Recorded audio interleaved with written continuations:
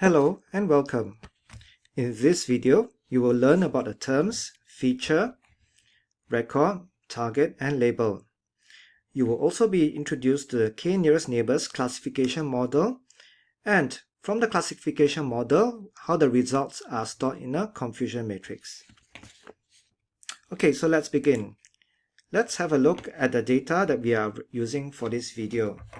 Now, you see that this is a screenshot from an Excel file and that there are 30 rows in this screenshot. Okay, so let's write something down here. Okay, so that you see that there are 30 rows.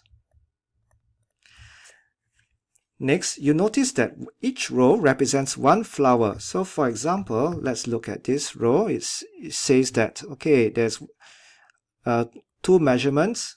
Whoops. Okay, so each row represents one flower, and you can see that, for example, this particular row represents a particular type of flower called Iris versicolor. Okay, so in data terminology, each row like this is called a record. Now, you notice that there are two columns. Okay, so for each record and each flower, two measurements are taken. One is called the sepal length, which is here, and the other is called the petal length. In data terminology, each of these is called a feature. So there are two features here. One of them is called a sepal length, and the other feature is called a petal length. So you can say that for each record, there are two features. One, the value for this particular, for the sepal length feature for this particular record is 5.2. And the value of the petal length feature of this particular record is 5.9. Then there's this last column called the class. The class simply states the type of flower that you have for each record. So it's a very special column because it's, in the end, this is the type of flower is what we want to predict. So we will call this column the target. And sometimes it's also called the label. Okay, so let's remember these terms now. Okay, so let's just summarize. For each row, it's called a record. Each column is called a feature, and we see two features here. And this last column that states the type of flower is usually called the target or label. As you can imagine, we can plot this data on a graph. Okay, so with this, bearing this in mind, we are able to we are able to explain to you what is this k-nearest neighbors algorithm. So let us take the k-nearest neighbors classification model in one sentence. The classification of a new record, so I left out the word, and it's a really important thing because it's a new record, takes the majority of its k-nearest neighbors. Okay, so before we go into an example, let me just explain a few things here. Firstly, what does it mean by nearest? Of course, by distance on a graph, since we are able to plot the data on a graph, and we are adopting this definition for this particular video.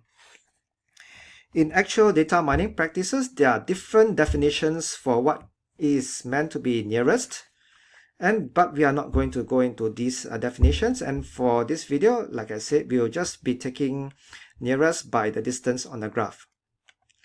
And what is k? K is a parameter specified by you that and it is a decision that has to be made by the analyst. Of course, there are systematic ways of deciding the value of k, and we will go into that in a problem set.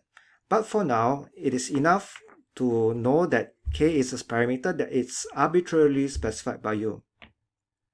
Okay, so let's have an illustration of what this k-nearest neighbors means. So let's pretend that, or let's say that we are able to plot the data that we earlier saw in a graph like this. So we have data for the versicolor type of flower, which is these blue dots, and we have the data for the virginica type of flower, which are these orange dots. And let's say you have a new data that you would like to find out its classification, and from the data from the features, you find that it can be plotted somewhere here.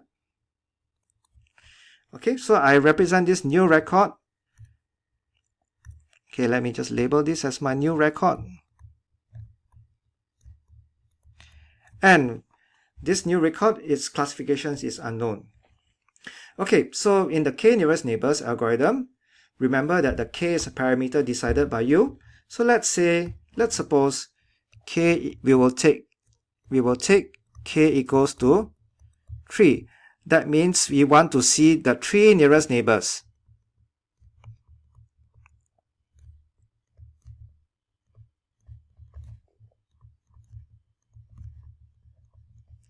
Okay, of the record mark with a question mark. Okay, so by visual distance on the graph, where are my 3 nearest neighbors? So let's circle them. Okay, so this is my new record, which is the question mark, and the nearest neighbor to this new record is this guy. Next nearest neighbor is this guy, and next nearest neighbor is this guy. Okay, so among the 3 neighbors, what do we have? Okay, we have Virginica. And how many Virginicas do we have? We have 2. And how many versicolor do we have? We have 1. Okay, so let's go back to the definition of k nearest neighbors now. The classification of a new record takes the majority of its k nearest neighbors. So in other words, how are we going to classify this question mark record? We take the majority classification of its neighbors. So we see that there are 2 Virginica and 1 versicolor. So the majority is Virginica. So let's write that down.